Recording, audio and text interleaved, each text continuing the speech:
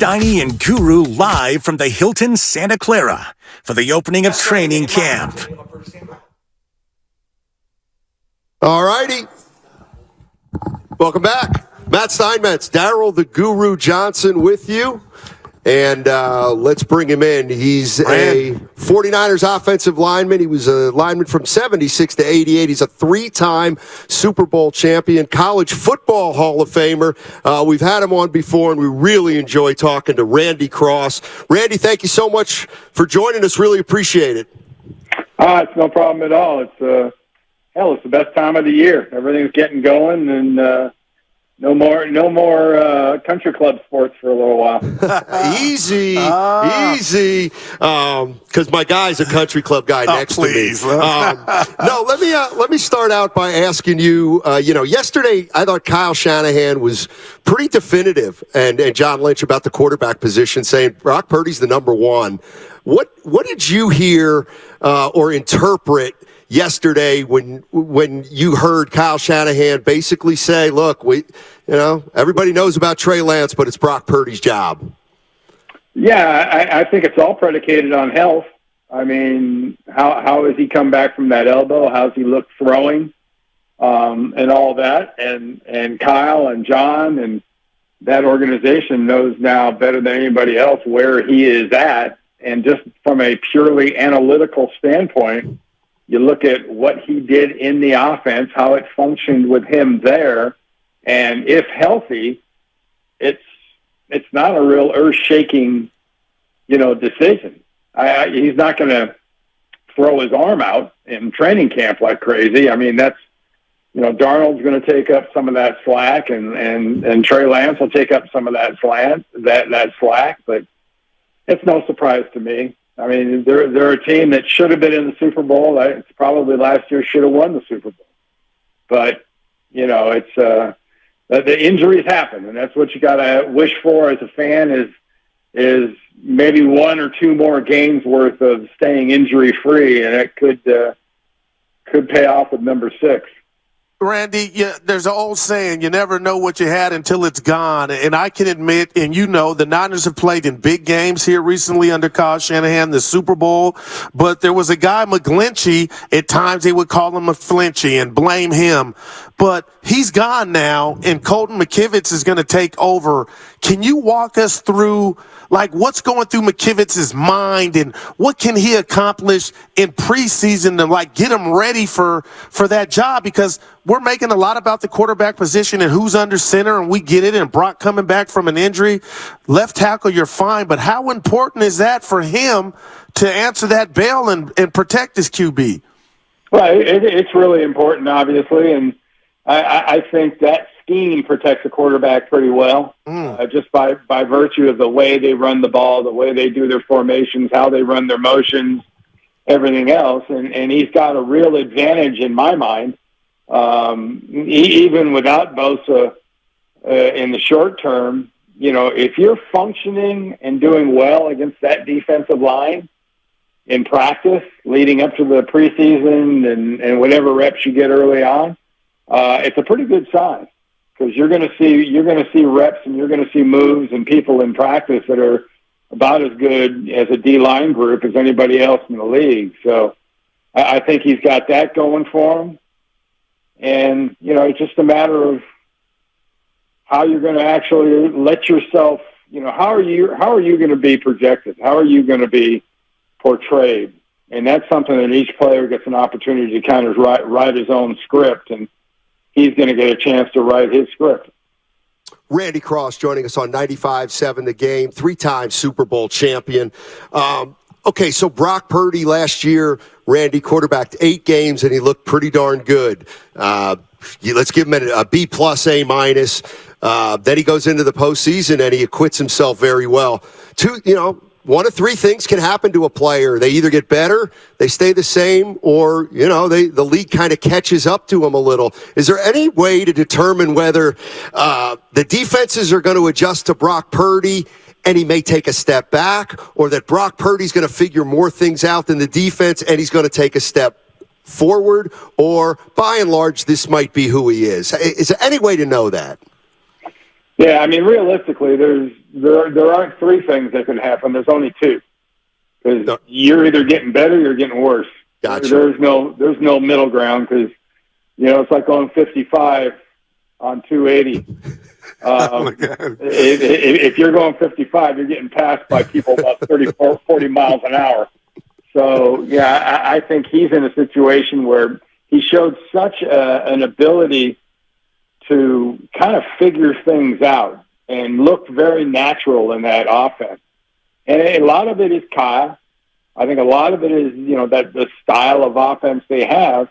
And I think that's both positive and it's also got to be very, very encouraging, because, the more he gets comfortable in that offense, the more slack or the more that they feed him and the things and the options that he has, probably the better the offense gets.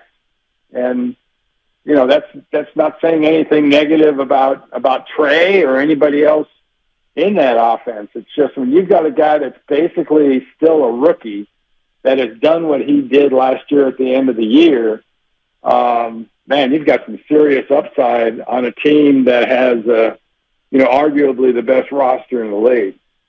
Randy, my partner and I, sometimes we're oil and water when we look at the world of sports. So you're a 3-time Super Bowl champ. I have friends and family members that are diehard Niner fans, and I always say this to him, and he gets mad. They would say as Niner fans, when we go to the Super Bowl, we win. But, since the Ravens, the Chiefs, and these NFC championship games, not so much. For 49er fans out there, like, you know what? I want to win. Getting close is cute, but I want to win. As a former player, where do you stand on that? Can you understand it, or are you just preaching patience under Kyle Shanahan? Patience sucks. I'm not a patient. I'm not a patient Wow. person. And I would not encourage anybody to be patient. That's right there with that standing still. You're probably going up or you're going down, but you're not standing still, and I don't think you're being patient. There's only one proper way to end a season. One. And that's got to be your standard, and that's got to be how you look at it. And anything less than that, starts out by, hey, you know what, that was a failure. But, hey, we did this well, we did that well, but we didn't finish it the way we wanted. And, the fan base got a little spoiled. The Niners were 5-0. But I think the last two Super Bowls, when it didn't go the way they wanted, if anything, the encouraging thing is I believe that organization and those players are kind of getting back to that standard. That we're not talking about winning the NFC West. Big deal. We used to get belt buckles for that because Bill Walsh wanted to make a point that belt buckles weren't what you really want. There's only one thing you want, and it's not that second place ring. It's a Super Bowl ring. You want a Super Bowl trophy, and anything at this point less than that is, well, it's not failure, but it's a second cousin. Randy, I got to give you credit for your Bay Area knowledge. I noticed you said on 280 you would get passed up if you're going 55. You wouldn't have said that about 101. On 101, you'd be going past people. So you know the Bay Area. Oh, well. Yeah, I did live there for a minute. Yeah, exactly. Hey, let me ask you, as an offensive lineman, my partner here, he was talking about the running back position, and I'm sure you've heard the running backs are feeling a little neglected. They're not appreciated, and they're not getting paid. What is what does a former offensive lineman think about the running backs not enamored with how they're being thought of? Well, it's, who are you talking about? Who's responsible for that feeling? Is it the fans? I don't think so. Is it the players? I don't think so. It's the cold reality in the front office contract business of how long running backs last. And there's a damn good reason, and it started, Walsh did a lot of it back in the 80s. And I think Mike Shanahan did a lot of it, Kyle's dad, with Denver when he had those great Broncos teams. He had Terrell Davis, but he also had two or three other guys that would take some of that slack off. And there are virtually no running backs. I guess maybe in Tennessee, that is, like the lead sled dog that takes all the reps. But you can't do that. And you won't last very long with these huge loads. These guys that are going 1,400 and close to 1,000 or 1,000 receiving and all those carries and all those catches and all those reps, the body's not made to take that kind of punishment. And it's not a disrespect to the position as much as it's just a cold, hard numbers thing, that after X amount of reps, everything's kind of a law of diminishing returns when it comes to running back. Wow. Well said, Randy.